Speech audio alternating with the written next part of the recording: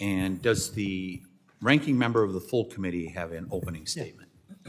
I recognize the ranking member for 5 minutes. Thank you, Mr. Chairman. I certainly want to associate myself with what was just said so well by our ranking member, and I agree that with the exception of Mr. Hurd, every Republican on this committee has a lot of explaining to do about how they let that monstrosity into their bill and also what they're doing right now to make sure that it comes out.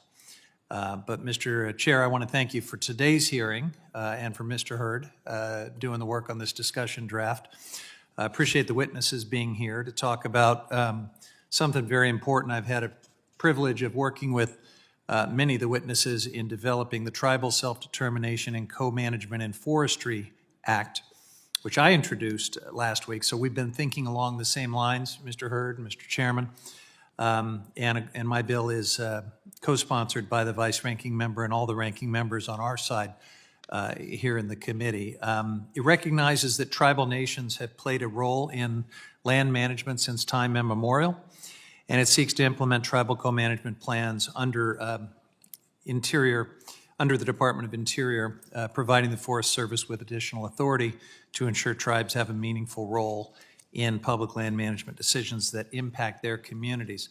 I see this issue as a bipartisan opportunity in this committee and something that Democrats and Republicans should be able to work on together despite our other profound differences. And I appreciate that the majority has agreed to include my bill in an upcoming hearing. We hope to get on the agenda today, but I'm glad we'll be in an upcoming hearing to explore how expanding co-management authority for the Forest Service can empower tribes to manage lands in ways that reflect their communities, reduce wildfire risk, support restoration, and help ensure that tribes are true partners in the decision-making process. My bill will also improve opportunities for tribal stewardship at Interior by directing land management agencies to develop co-management plans and by encouraging culturally appropriate training for federal employees.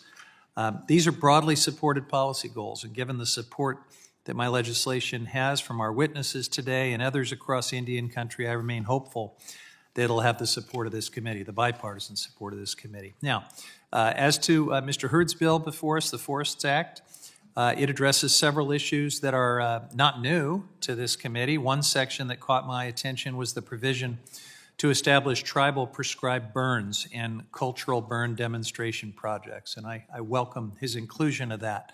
Before Western settlers criminalized burning to maximize timber production, tribes burned landscapes to regenerate and sustain ecosystems for both ecological and cultural benefit.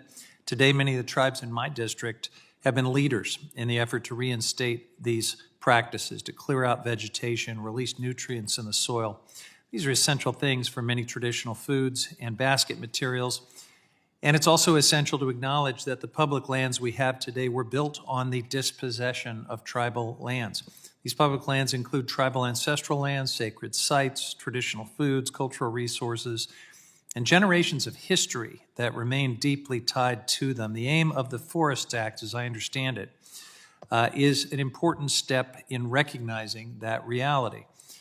And as this is a discussion draft, I look forward to working with the author and this committee to strengthen the bill, to reflect our shared priorities, and to support the effective stewardship of public lands. At the same time, it seems that many of my Republican colleagues seem to have a disconnect that we need to also talk about, a disconnect between their tribal forestry priorities and their broader approach to public lands. The reconciliation bill that they have advanced will sell off public lands for extractive industries. They refused to explain their justifications, rejected amendments to ensure that tribes were consulted first, and to prevent irreparable damage to sacred cultural sites and resources.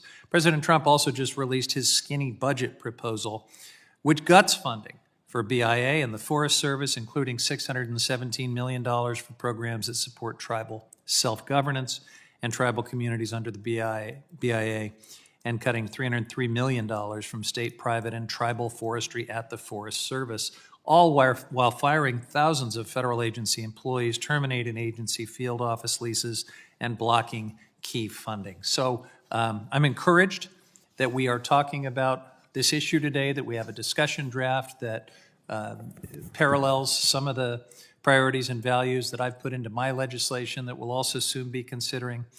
But if we're serious about doing right by Indian country, we've got to also address that broader disconnect. I look forward to the discussion today, Mr. Chair, and I yield back. Gentleman yields. We'll now move on to our first panel, which